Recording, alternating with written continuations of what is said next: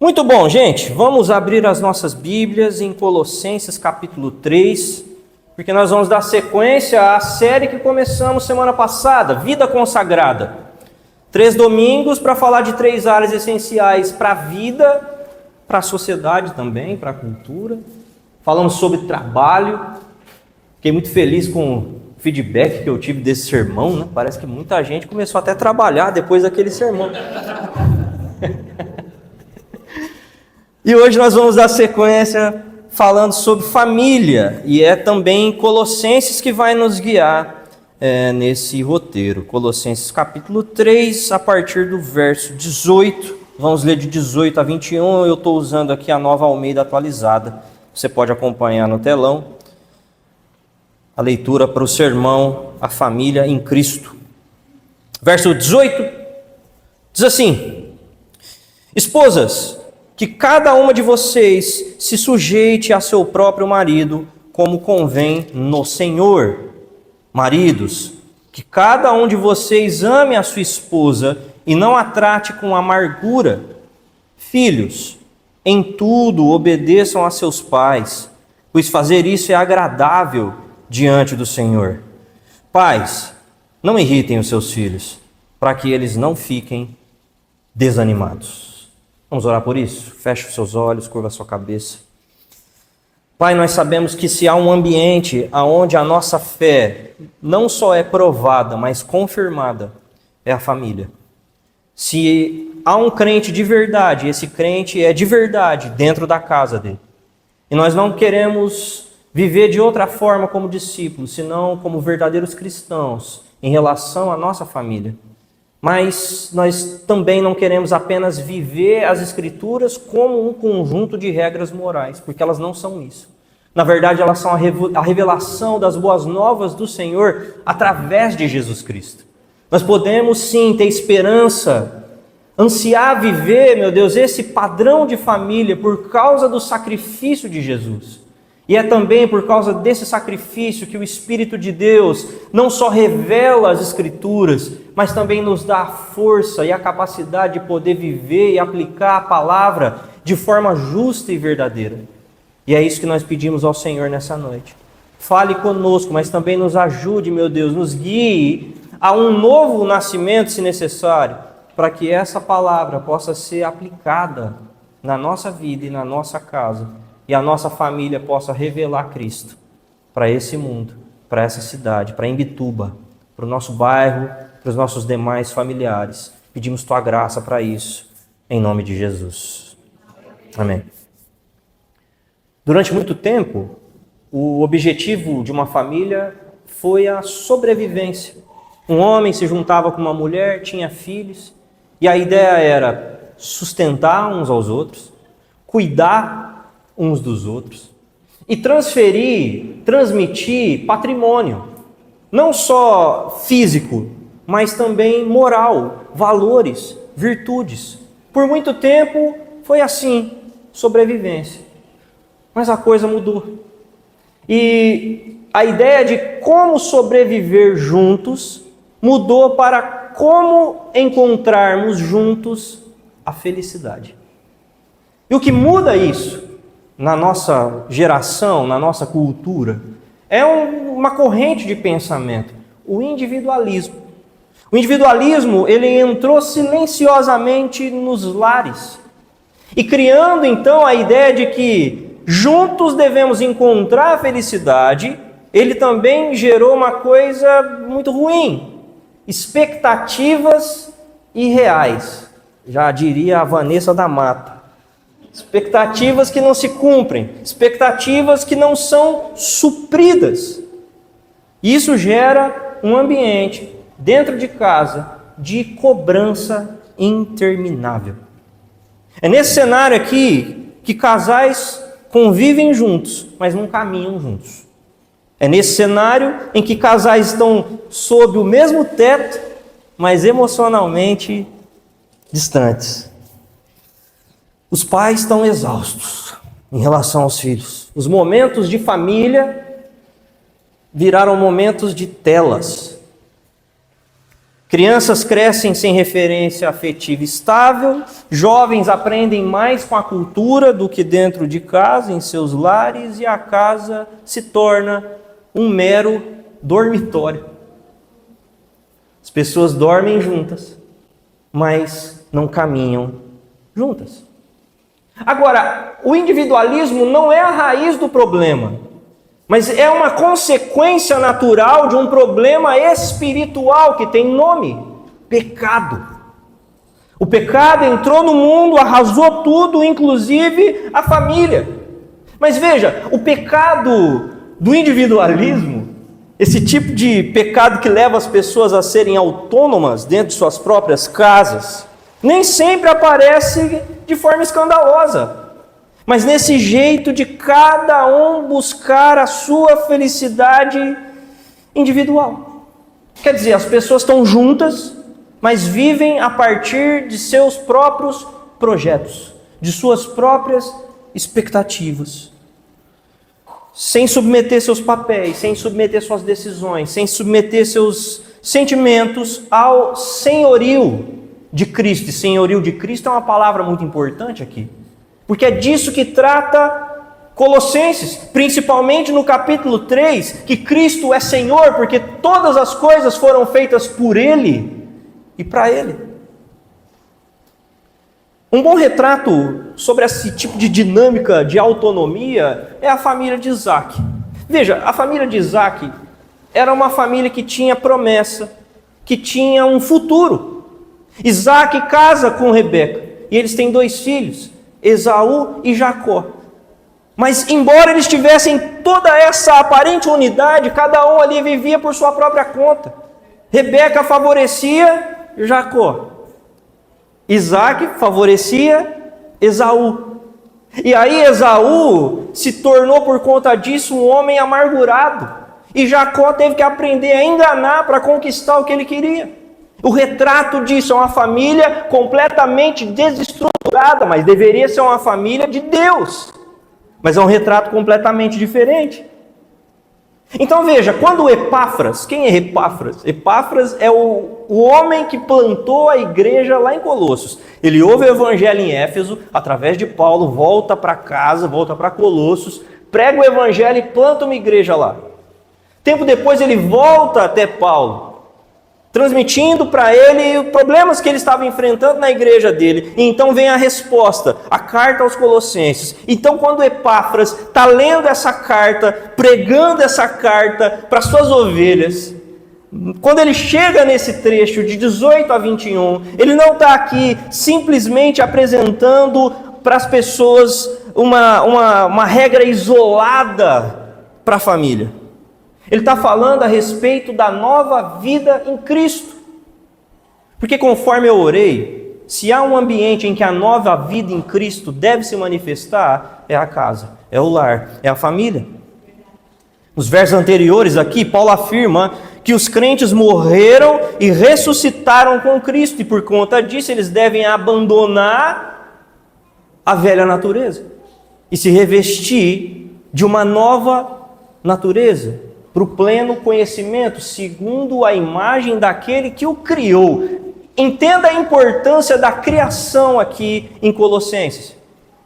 Porque Paulo está falando a respeito da criação. Nós vimos semana passada ele falando a respeito da criação, para olharmos o bom projeto de Deus para o homem em relação ao trabalho na criação. E agora ele está também apontando para o bom projeto de Deus para a família, através da criação. Cristo criou a família, Cristo criou o trabalho. Por isso essa passagem é tão importante. Ela é um retrato de como funciona uma família que vive conforme Deus estabeleceu antes do pecado. Então, analisando essa passagem, nós vemos a importância de algumas características dentro dessa família, como a submissão das esposas, a doçura dos maridos, a obediência dos filhos, o encorajamento dos pais. Então olhe para esses versículos agora, imagine uma família enquadrada numa moldura. É isso que esses versículos fazem, nos apresentam uma família redimida por Cristo.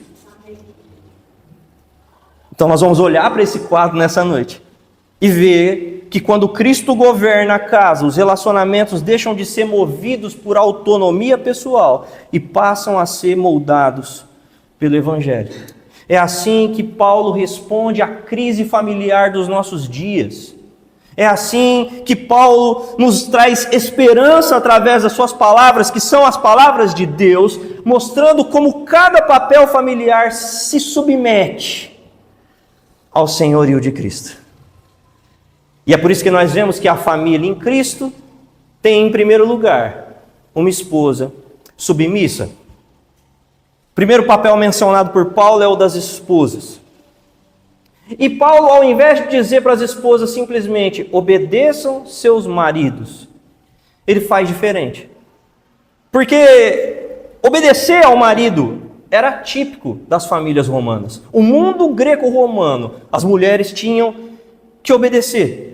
Mas Paulo retrata de uma forma diferente. Ele coloca assim, que cada uma se sujeite, não é a mesma palavra para obediência, é uma palavra para submissão, que cada uma se sujeite a seu próprio marido. E Paulo faz isso baseado na convicção que ele tem de que Deus deu para o homem, lá na criação, um papel de liderança. Então, de forma implícita, Paulo está dizendo às mulheres: Deus deu ao seu marido um papel de liderança. Submeta-se então, cada esposa, a seu próprio marido. Mas antes da gente entender bem o que é a submissão de uma esposa, nós precisamos entender o que submissão não é. A primeira coisa, submissão não é exclusividade da mulher. Submissão é para todos. Numa outra passagem que Paulo fala sobre relacionamentos familiares, ele diz o seguinte, em Efésios 5:21, sujeitem-se uns aos outros no temor de Cristo. Então, se submeter é papel de todo mundo na família. Outra coisa que submissão de uma esposa não é inferioridade ou escravidão. Isso é importante que fique muito claro, porque Deus fez homens e mulheres, de acordo com Gênesis 1:27, a sua imagem e semelhança. Homens foram feitos à imagem e semelhança de Deus. Mulheres foram feitas imagem e semelhança de Deus. A mulher não é inferior ao homem.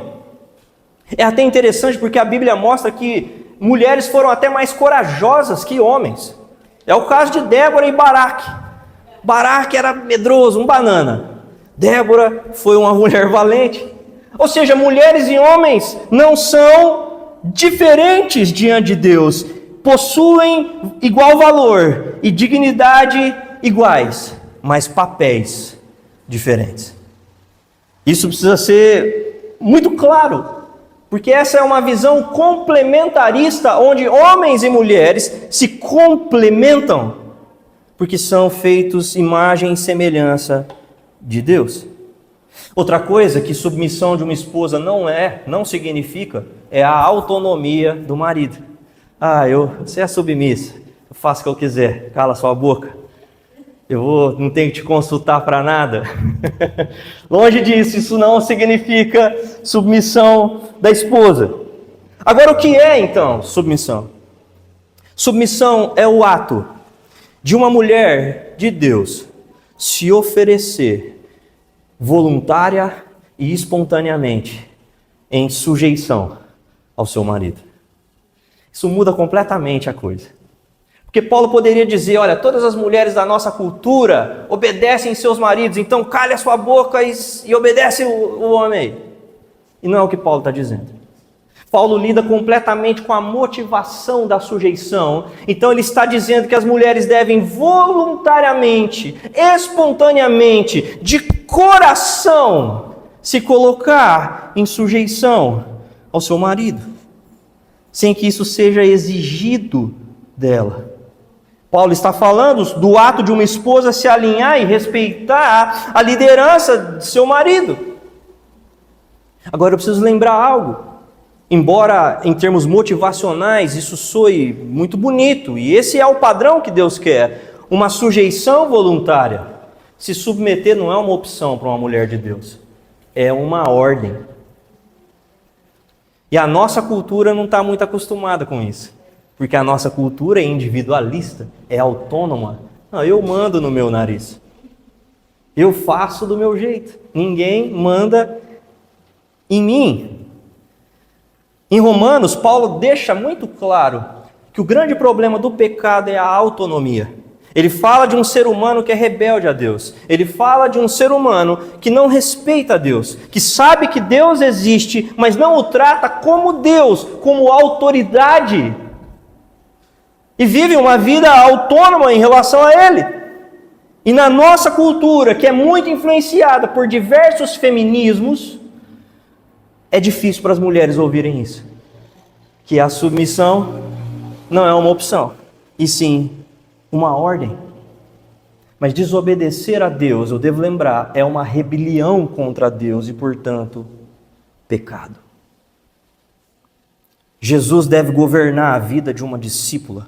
E é isso que Paulo tem em mente, quando ele diz que uma mulher deve se alinhar sob a autoridade do marido, porque a responsabilidade de liderar é dele. A criação nos oferece um bom exemplo de como a família virou bagunça. A mulher decidiu agir em autonomia ao seu marido. E o marido foi condescendente à atitude autônoma dessa mulher. E a junção dessas duas coisas deu origem àquilo que nós conhecemos como pecado.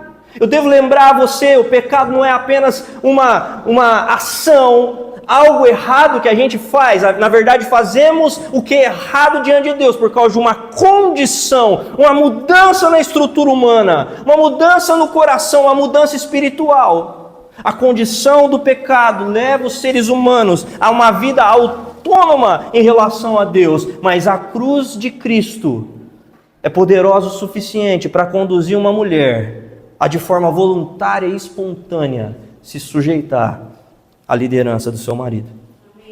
Agora, eu repito, para que isso aconteça, eu menciono a cruz de Cristo, porque para uma discípula de Jesus verdadeiramente viver isso, é preciso uma ação do Espírito no coração dela.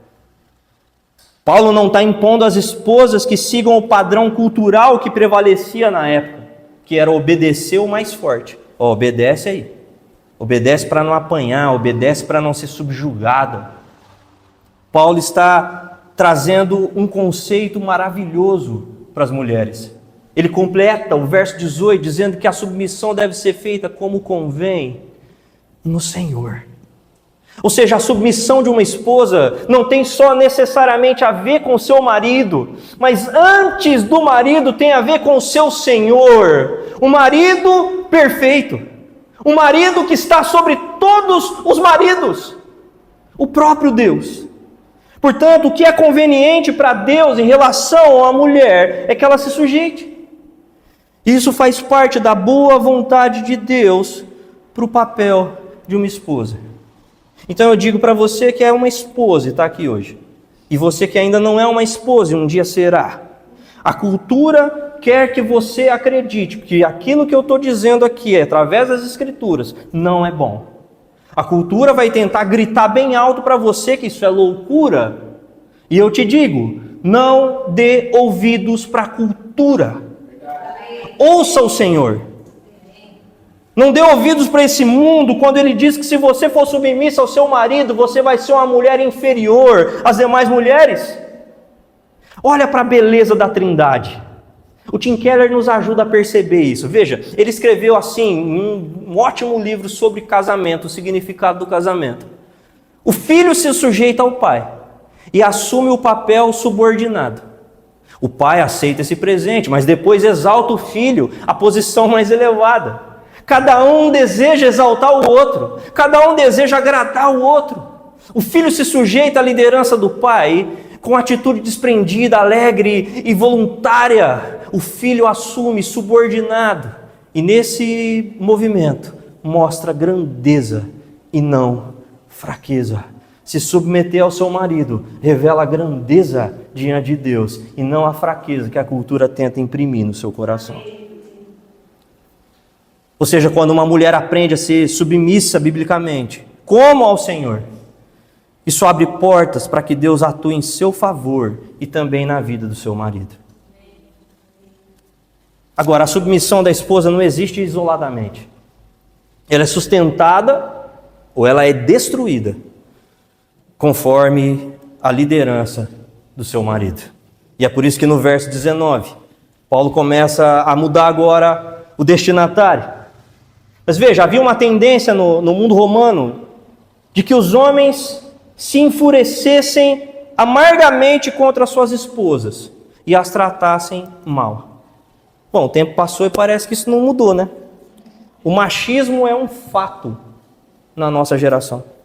E também é um retrato do homem caído, que por causa da sua força, da sua voz mais imponente, ele é inclinado a usar palavras ásperas, ameaças, indelicadezas e até violência para intimidar a sua esposa. Isso é um absurdo para Deus. Além do que, violência contra a mulher é crime. E pastor não resolve crime. Desavença sim. Mas ao invés disso, ao invés desse retrato do homem caído, que Paulo sugere no verso 19 é diferente, ele diz, perdão, pode passar para o próximo. Eu esqueci dessa frase, volta ela então para eu ler. Cristo é exaltado no lar quando a mulher submete-se ao próprio marido de todo o seu coração. Pode ir para o próximo, mas o marido também precisa fazer a sua parte. O marido que age com doçura faz parte da família em Cristo. Próximo slide. Falta um. Ficou faltando aqui o verso 19, perdão, que diz: ame a sua esposa e não a trate com amargura. Ame a sua esposa e não a trate com amargura. Fácil de decorar, não é, maridos? Ame a sua esposa e não a trate com amargura. E é por isso que maridos precisam entender uma coisa muito importante: como adoçar o coração. Tá, vamos olhar um pouco para causas que deixam um coração amargurado. A primeira delas, a insubmissão da esposa deixa o marido triste. Deixa o marido se sentindo humilhado. Deixa o marido se sentindo desrespeitado. E aí o marido fica contrariado. E um marido contrariado é um marido azedo. É um marido amargo. É um marido que está sempre irritado. É um marido que está sempre sendo desrespeitoso. Um marido amargo, cobrando a esposa. E é interessante como a nossa geração de maridos é uma geração super sensível. Qualquer coisa deixa um marido amargo na nossa geração. Qualquer pequeno problema leva ele a pensar: meu Deus, esse casamento não presta. Está tudo errado nesse casamento. Basta uma pequena razão para ele se sentir amargo. Então, ao invés de liderar, preste atenção nessa expressão, ao invés dele liderar um diálogo, ele se torna um homem chato, isolado, impaciente, irritante. Em outras palavras, amargurado. Mas veja, marido, a mudança disso não é a mudança da sua esposa. A responsabilidade de você ser um homem não amargurado não é da sua mulher, é sua. E numa geração de homens que não assumem responsabilidade em liderar suas famílias, o bicho pega. Porque eles têm que resolver isso e não a mulher. E tem homem que a mulher resolve tudo, faz tudo, define tudo, vira a porta-voz de seus maridos. E aí a gente tem não só a amargura do homem, mas também a amargura de Deus.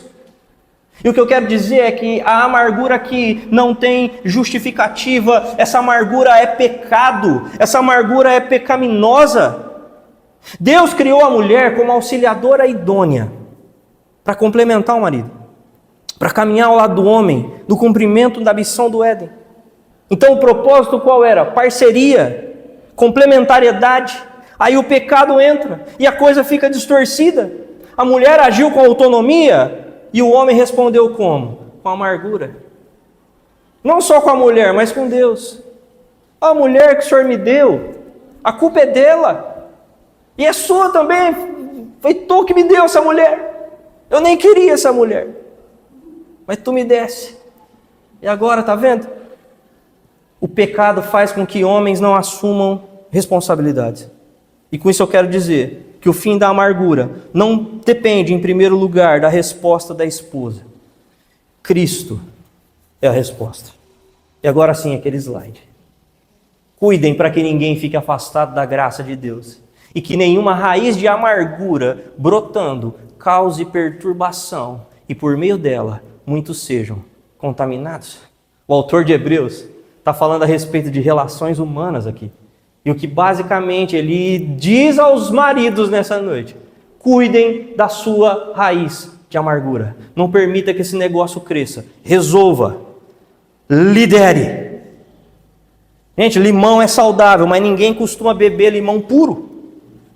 E para adoçar o coração, também é preciso uma colher bem cheia do amor de Cristo, estendendo perdão. Ao nos ensinar a orar, Jesus nos ensina a orar como em relação ao perdão? Pai, perdoa-nos conforme perdoamos. E como é que Deus perdoa? Deus perdoa gente injusta que não merece, oferecendo o melhor que Ele tem. Ele oferece seu Filho Jesus como sacrifício, para se fazer maldito, conforme diz Gálatas capítulo 3, em nosso lugar. Então isso dá uma boa noção para nós que somos maridos nessa noite, entender o tipo, o tamanho e a forma do perdão que nós precisamos oferecer para as nossas esposas. Quando eu falo de um marido ser dócil, de um marido ser doce, eu não estou dizendo que ele tem que ser condescendente, eu não estou dizendo que ele deve reagir passivamente às iniciativas erradas da sua esposa.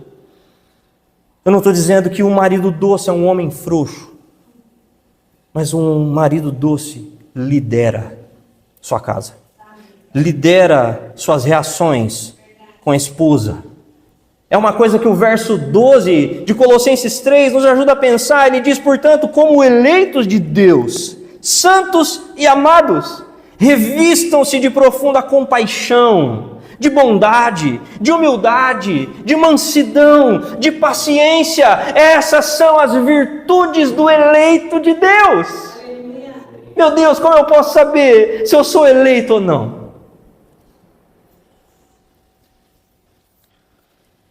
Profunda compaixão, bondade, humildade, mansidão, paciência. Maridos que são verdadeiros discípulos são chamados a amar suas esposas como Cristo amou a igreja, que é o que Paulo diz lá em Efésios, também falando sobre família. Ou seja, dando a sua vida por ela. O amor de um marido cristão é demonstrado através de sua liderança para o bem espiritual, emocional e físico da sua esposa. Maridos lideram com poesia. Para alguns é bem difícil isso, é bem verdade. Mas esse não é o essencial. O essencial é que a sua esposa, ao olhar para ti como marido, possa perceber que você tem bondade, que você tem amor para cuidar dela e dar a ela segurança que ela precisa. Mulheres precisam encontrar em seus maridos um homem que lidera, que sabe para onde está indo. E às vezes ele parece não saber para onde está indo. Mas mesmo assim, quando ele está liderando suas esposas, sua família no Senhor, ele vai chegar no lugar certo. Você não tem que virar poeta, mas sua esposa precisa confiar em você, saber que você tem bondade e doçura, e isso fará de você um marido que é uma referência para toda a sua família. Ser um marido doce, bem adoçado ali com o amor de Cristo, que estende perdão, para não ser um marido amargurado, também colabora muito para que a família em Cristo tenha filhos obedientes. Paulo se dirige agora aos filhos e ele diz assim: em tudo, obedeçam a seus pais, pois isso é agradável ao Senhor. Em tudo, obedeçam a seus pais, pois isso é agradável ao Senhor. Honrar e obedecer são duas coisas derivadas da mesma palavra que Paulo usa ali para a obediência. Honrar e obedecer os pais é o primeiro passo para aprender a honrar e obedecer a Deus. Quem não honra e obedece os pais, dificilmente vai conseguir honrar e obedecer a Deus como Deus gosta, como Deus quer. Mas a questão aqui não é só obedecer. Essa obediência envolve duas coisas. Envolve motivação e envolve forma. A primeira coisa aqui é que filhos devem obedecer interna e externamente. Honrar pai e mãe para ter uma longa vida é o 5º mandamento. Está lá em Êxodo 20:12. E a palavra hebraica para honrar também é usada para obedecer. E obedecer era uma questão de vida ou morte. Esse é um dos textos mais mal interpretados pela cultura evangélica brasileira. A ideia de que se você honrar seus pais, você vai viver muitos dias. A questão aqui não era essa. A questão é que filhos desobedientes poderiam passar por uma seguinte situação. Os pais pegariam esse menino, levariam até os anciãos, na porta da cidade, e diriam: esse menino aqui é desobediente. Esse menino aqui é autônomo. Ele não obedece. E por fim, esse menino seria apedrejado até a morte por causa da sua obediência. Então a molecada, a gurizada daquela época pensava assim: meu amigo, é melhor obedecer. É melhor obedecer do que ser apedrejado até a morte. Então vamos lá, vamos obedecer. Está lá em Deuteronômio 21:20.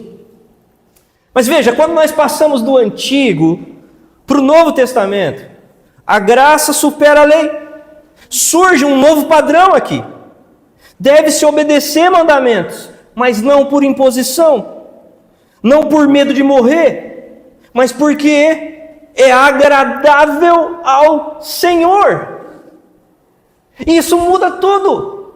Isso revela o Evangelho, que gera um novo coração, que gera um novo homem, que faz um novo filho, que obedece, porque quer agradar mais do que aos seus pais, mas agradar ao seu Deus. Agora, a obediência deve ser interna e externa, mas ela também tem uma forma. Obediência deve ser de forma imediata. Uma das coisas mais difíceis para um pai é quando ele pede uma coisa para o filho e o filho não obedece na hora. Uma das maiores causas de úlcera no estômago de um pai é quando um filho demora para obedecer. Os pais estão tomando Rivotril à torta e à direita, quando um filho não obedece imediatamente seu pai. E eu quero dizer uma coisa para os pais: você não deve aceitar do seu filho um tipo de obediência que Deus não aceita. E Deus não aceita obediência que não seja imediata. Esse não é o padrão de obediência de Deus. Tá, mas é verdade que aquele homem tinha 2 filhos. Aí chama os 2 para trabalhar na vinha. Um fala: eu vou, mas não vai. O outro fala: não vou, mas vai. E é esse o segundo que fez a vontade do pai. Ok, isso foi uma exceção. Mas essa não é a regra. Sabe qual é a regra? A regra está em Lucas 6:46, onde Jesus está bravo e dizendo assim: por que vocês me chamam Senhor, Senhor, mas não fazem o que eu digo?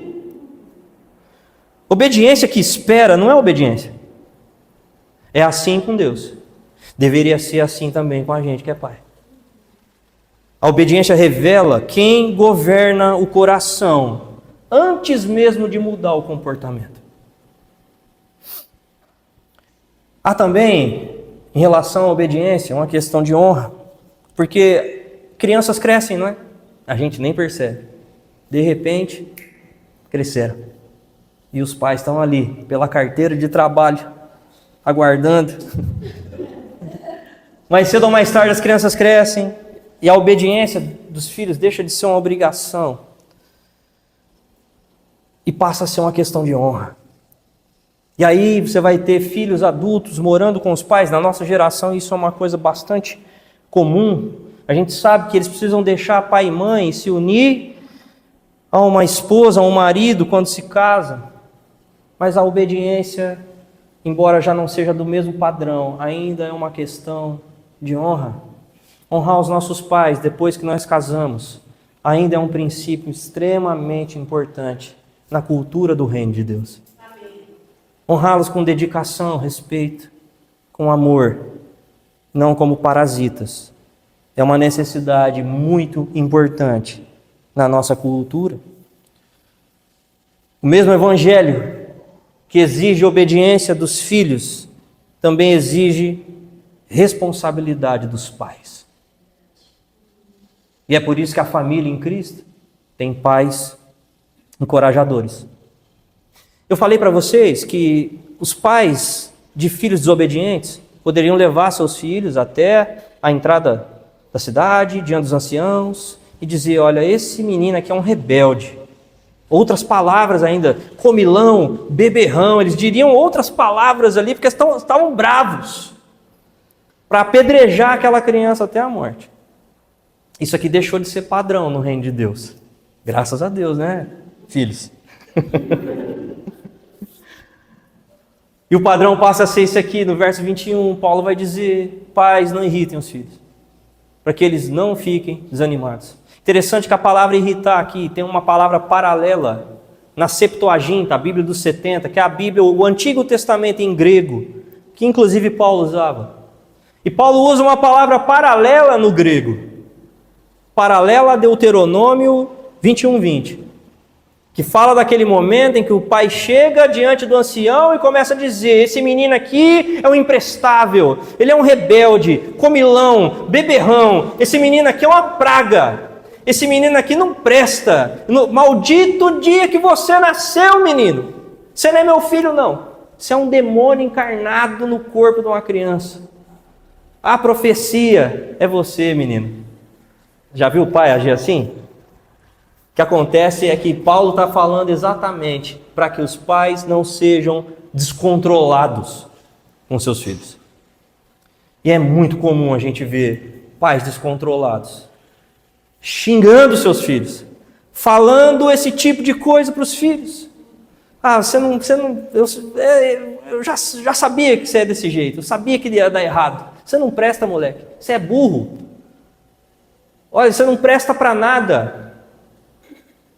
Quantas e quantas vezes vi pais, publicamente até agindo assim, pais completamente descontrolados. Mas graças a Deus esse tipo de coisa só acontece com as pessoas que não frequentam a igreja. As que frequentam, então já posso até ir para a conclusão, porque esse tipo de coisa não acontece com quem faz parte da igreja, não é? Pais descontrolados usam palavras duras contra seus filhos, quase como quem quer apedrejá-los. E como diz Provérbios, essas palavras machucam mais que uma espada, ferem mais do que uma espada. E por mais que os filhos estejam sendo desobedientes, agir assim é um grande problema. Porque os filhos vão se desanimando. E ao se desanimarem diante de situações assim, eles podem até mesmo pensar que o pecado é uma alternativa mais viável do que aquilo que o pai está pedindo para ser feito como obediência. Isso coloca os filhos numa situação de frustração tão grande que transforma o pecado numa opção melhor do que obedecer. Olha, Noé foi um pai descontrolado. Noé fez uma coisa muito boa. Ele obedeceu a Deus, ele chegou no auge, depois do auge, que é quando a arca já está em terra. Ele planta uma vinha, produz um vinho, entra na tenda, fica bêbado, fica pelado, passa um carão. E aí vem um dos seus filhos, vê a cena. E sabe, um filho quando vê um pai fazendo uma coisa errada, é o pior exemplo de vida que ele pode ter. Isso fere o coração de um filho. Pais cristãos que não são exemplos para os seus filhos, estão destruindo a vida dos seus filhos. Porque não são as palavras que constroem, mas aquilo que eles veem. E se Cristo não é visto na vida dos pais, dificilmente vai ser brotado na vida dos filhos. É óbvio que existem exceções à regra, mas via de regra é assim que acontece. E o que Noé faz? Noé, depois que sai da ressaca, acorda no dia seguinte e amaldiçoa o filho dele, Cã. Sim, Deus cumpriu o propósito soberano dele, apesar disso aqui. E apesar de pais muito ruins, Deus tem feito filhos encontrarem Cristo. Mas seria muito mais fácil, e honroso, e nobre, se esses pais revelassem Cristo para os seus filhos, através de algumas coisas importantes. A primeira delas, disciplinando seus filhos do jeito certo. Não disciplinar é um erro. Não disciplinar é um problema. Disciplinar em excesso é um problema tão grande quanto. E muitas vezes, como pais cristãos, nós esquecemos de uma coisa importante. Os nossos filhos são pecadores. E às vezes a gente pensa, não, meu filho é um pecador, mas ele é um pecador um pouquinho melhor que os outros, que os filhos dos outros. E não são. Nossos filhos são terrivelmente pecadores. Porque todos pecaram. Não tem exceção para ninguém. Filho de crente, crentinho não é. Nossos filhos precisam do Evangelho. Nossos filhos precisam de um novo nascimento. Nossos filhos precisam ser batizados nas águas. Nossos filhos precisam se comprometer com Cristo. E as nossas disciplinas, não só a disciplina de um pai que não acompanha a vida do seu filho e só sabe disciplinar, mas de um pai que oferece cuidado, carinho, conversa, diálogo, que lidera bem esse tipo de processo. E é por isso que, como pais, nós precisamos aproveitar cada oportunidade que os nossos filhos erram para ensinar a respeito do pecado. Os nossos filhos erram direto. E é uma boa chance para a gente dizer o porquê isso acontece. Porque eles são terrivelmente pecadores e carentes da glória de Deus. Deus nos chama como pais. Deus te chama como pai. Deus te chama como mãe a ser um verdadeiro servo de Deus. Um bom exemplo de serviço. Um tipo de autoridade que, apesar da sua autoridade, entrega a sua vida, a sua própria vida, para servir a família e não para ser uma espécie de ditador. Eu gosto muito de um autor que fala sobre família, um autor cristão, um teólogo chamado Ted Tripp. E ele diz o seguinte, num bom livro dele sobre como pastorear o coração de uma criança. Ele diz: o propósito dessa autoridade, a autoridade dos pais, nas vidas de seus filhos, não é mantê-los debaixo do seu poder, mas capacitá-los a serem pessoas autocontroladas, que vivem livremente sob a autoridade de Deus. Ensinar os filhos no Senhor é o melhor encorajamento da vida. Eu cresci num lar que não era cristão. Eu, na verdade, fui a primeira pessoa convertida na minha família. Que maravilhoso seria se eu pudesse ter a experiência que hoje os meus filhos podem ter na minha casa. E a verdade é que eu estou muito longe de ser um pai perfeito, apesar de ser um pai pastor. Eu estou bem longe disso. Mas se há um tipo de encorajamento que eu posso oferecer para os meus filhos, mais do que eu ensino, e diga-se de passagem, eu gosto de ensinar, porque eu sou pastor, não é? É de mostrar de alguma maneira, apesar das imperfeições, o amor por Cristo. Um amor que se desdobra de alguma forma, ou de várias formas, em serviço, em submissão, em graça. Numa casa onde a esposa se submete ao marido e o marido não a trata com amargura, os filhos vão receber o melhor tipo de encorajamento para que lá na frente criem também uma família que ama o Senhor de todo o coração. Mas quando a gente olha para esse retrato, nós precisamos nos lembrar de uma coisa muito importante. Tu precisa se lembrar que frequentemente tu fracassa como marido, como esposa, como pai, como filho. E é muito natural a gente se sentir devedor em todas essas áreas. Eu devo dizer que assumir isso é muito importante. Mas mais importante ainda é entender que esse padrão de família que Paulo oferece aqui é alcançável, mas não na nossa força, através da cruz. Através da cruz. A imagem da família emoldurada nos versos 18 a 21 pode ser a nossa família. Para ter a nossa família emoldurada ali, o Evangelho precisa transformar a nossa vida, o Evangelho precisa transformar a nossa casa.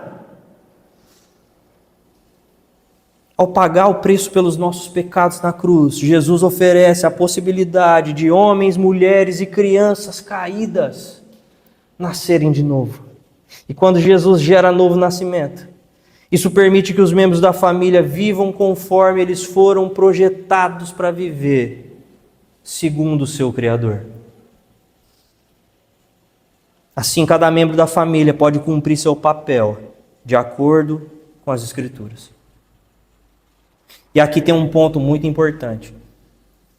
Se você tem depositado na sua família a fonte da sua felicidade, você está cometendo um erro muito grave. Você está colocando na sua família uma expectativa que ela não é capaz de sustentar, de atender, de suprir. Vai ser mais uma expectativa irreal. A família é um dom de Deus, não é a fonte da alegria. Ela participa da alegria, mas não é ela que sustenta a felicidade. Só Cristo sustenta a felicidade dentro de um homem e de uma mulher. Quando Cristo é a suprema felicidade, a família também pode desfrutar disso.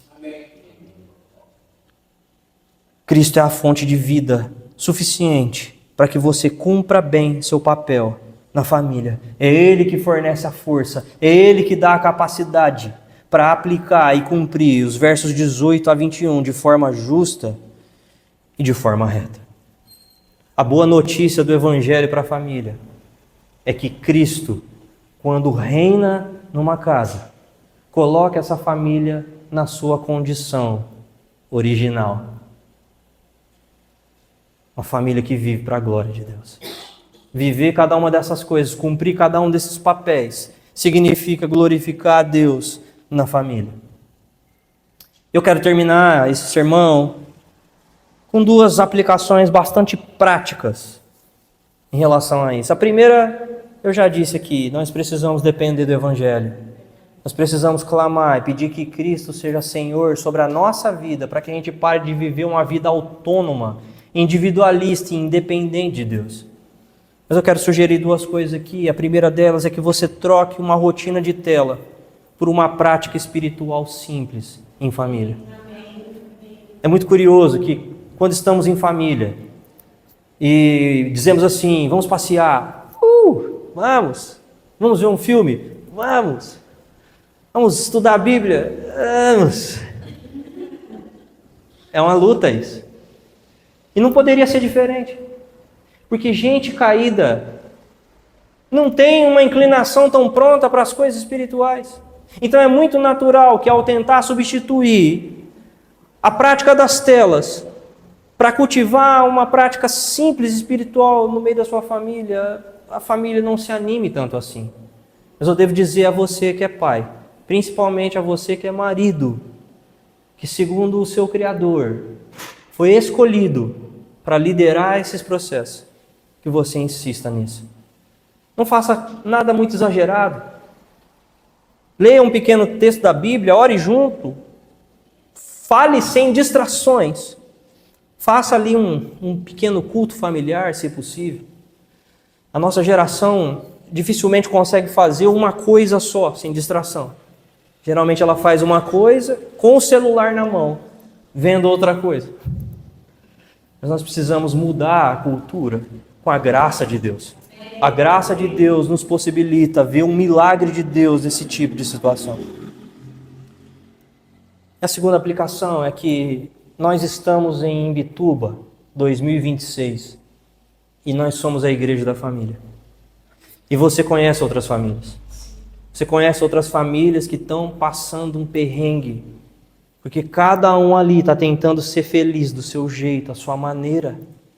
E você pode fazer alguma coisa por essas famílias. Traga um membro dessa família para a reunião da igreja. Insista. Não simplesmente convide sem se relacionar. Leva primeiro para sua casa. Traz primeiro para sua vida. Vida missional é isso. É a gente se relacionar primeiro com as pessoas e não simplesmente como desconhecidos que não querem ser conhecidos. Apresentar para elas uma oportunidade. Olha, eu não te conheço e nem quero te conhecer. Não conheço a sua vida e nem quero conhecer, não quero participar da sua vida, mas eu quero que você vá na minha igreja.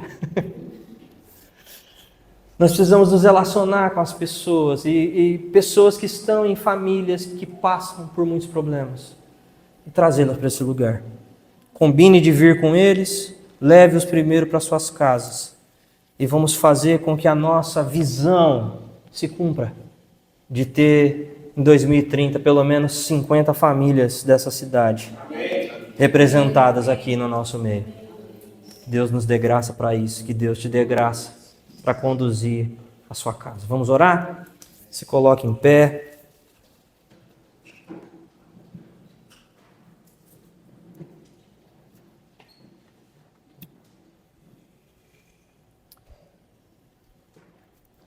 Meus irmãos, nós vivemos num tempo e aqui eu vou parafrasear palavras do reverendo Augusto Nicodemos Lopes. Nós vivemos numa geração de muita espiritualidade. Espiritualidade todo mundo tem hoje, mas é uma espiritualidade, infelizmente, sem escritura. Nós precisamos conduzir as nossas vidas debaixo de verdades absolutas da palavra de Deus, como essa passagem aqui, como esses versos de 18 a 21. Que você possa orar nesse momento, clamando ao Senhor, que Ele te ajude a fazer dessas verdades aqui uma prática constante e plena na sua vida. Levanta a sua voz, ore ao Senhor. Peça a graça de Deus. Se você é um marido, se você é uma esposa, um pai, um filho, se você é uma esposa que tem dificuldades em se submeter, peça a graça do Senhor nesse momento. Se você é uma esposa que no fundo pensa que não vai se submeter de jeito nenhum, nunca, peça ao Senhor que te faça nascer de novo nessa noite, que salve você desse mundo corrupto, que te livre de um encontro com a ira de Deus, porque a ira de Deus virá ao encontro dos filhos da desobediência. Se você é um filho que não tem respeitado seus pais, obedecido, interna e externamente, de forma imediata, muitas vezes, clame ao Senhor. Clame ao Senhor para que Ele tenha misericórdia de ti e te ajude a ser obediente. Se tu tem sido um marido amargo, bruto, mal educado, o tempo todo irritado e cobrando a sua esposa, peça ao Senhor que te ajude a adoçar seu coração através da cruz do Calvário. Se como pais, pai, mãe, tens agido mais para desanimar teus filhos do que para encorajá-los no Senhor, peça a graça de Deus também. Senhor, nos ajuda aqui. Nos ajuda aqui, Senhor. Nos ajuda a não olhar para essa passagem, meu Deus, e tentar viver essas coisas na força do nosso braço. Porque então nós vamos fracassar frontalmente, nós vamos fracassar tanto quanto antes. Meu Deus, nós não queremos absorver um conjunto de regras morais aqui, nós queremos viver na contramão. Nós queremos ser um povo, meu Deus, que tem um coração mudado e que ama tanto o Senhor, que quer tanto fazer a Tua vontade, que cumprir esses mandamentos não vai ser uma coisa pesada para a gente.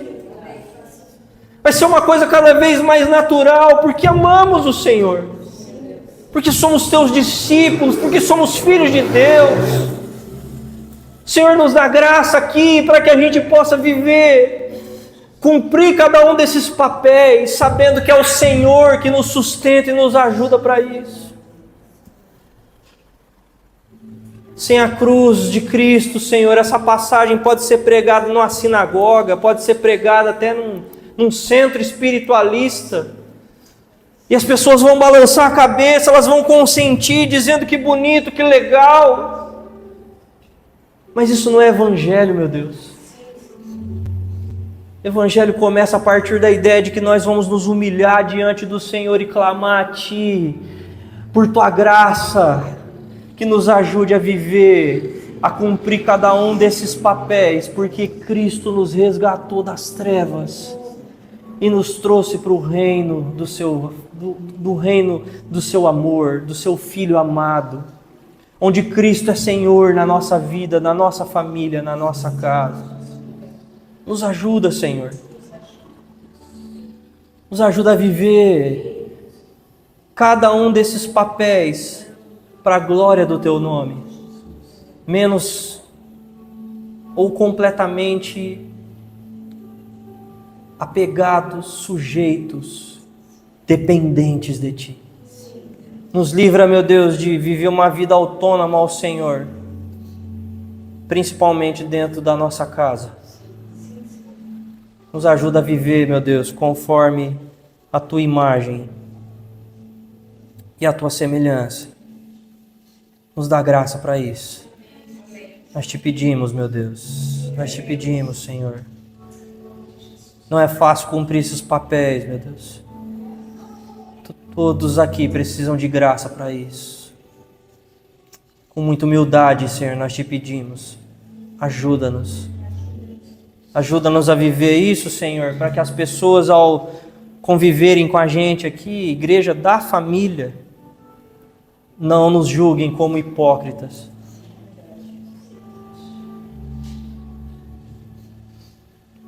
Nos dá graça, meu Deus, eu Te peço.